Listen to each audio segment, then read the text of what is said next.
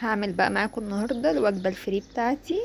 عموما هنزل لكم الاكلات الهيلثي وكل اسبوع وجبه فري عشان برضو ما تشتروهاش وتبقوا عاملينها في البيت وضامنين ان الحاجه نظيفه زي الزيوت والسمنه وكده.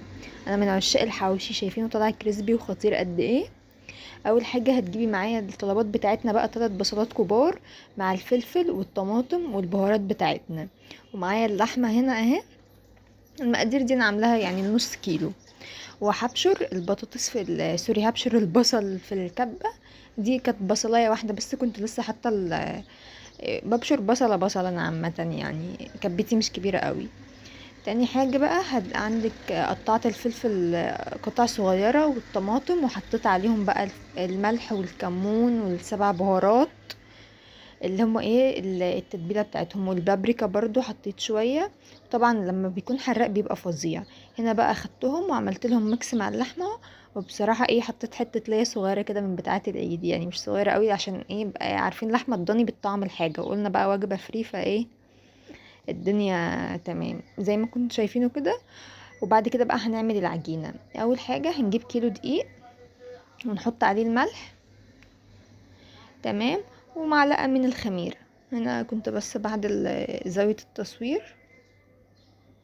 انا عامة بقى يعني قوليلي ايه الوجبات الفري تاني اللي حابين تعملوها في البيت عشان نبقى طبعا ضامنين السمنة تبقى حلوة والزيت وكل الكلام ده. هنا حطيت معلقة الخميرة بقى، وبعد كده نزلت باللبن. انا هنا عاملاه بلبن رايب.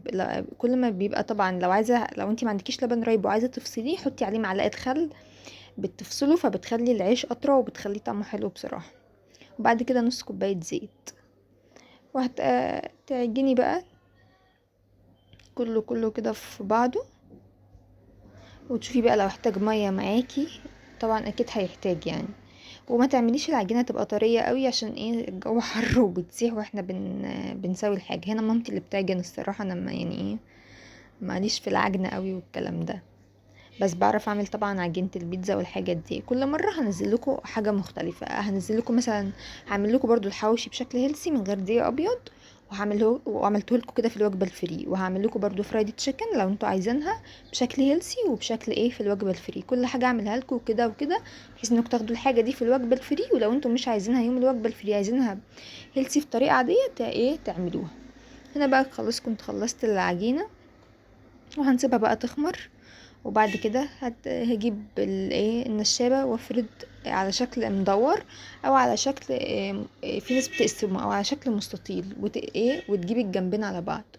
وانا بقى بتحط اللحمه كده. بصراحه بتبقى خطيره بقى. آه، انا بحبها قوي. وتفرد تفرد تفرد كده، وتجيب بقى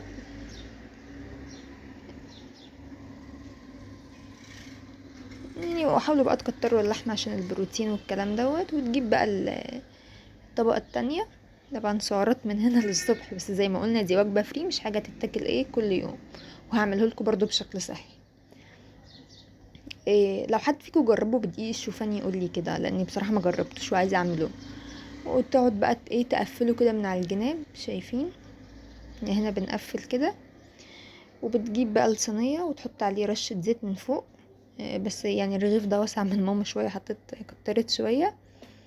وبعد كده بقى تدخله الفرن وتطلعه وبون ابيتي. يعني بيبقى شكله شايفه عامل ازاي خطير ونضيف، غير اللي احنا الله اعلم بتروح تجيبه من بره محشي بقى لحمه ايه ولا ايه كده.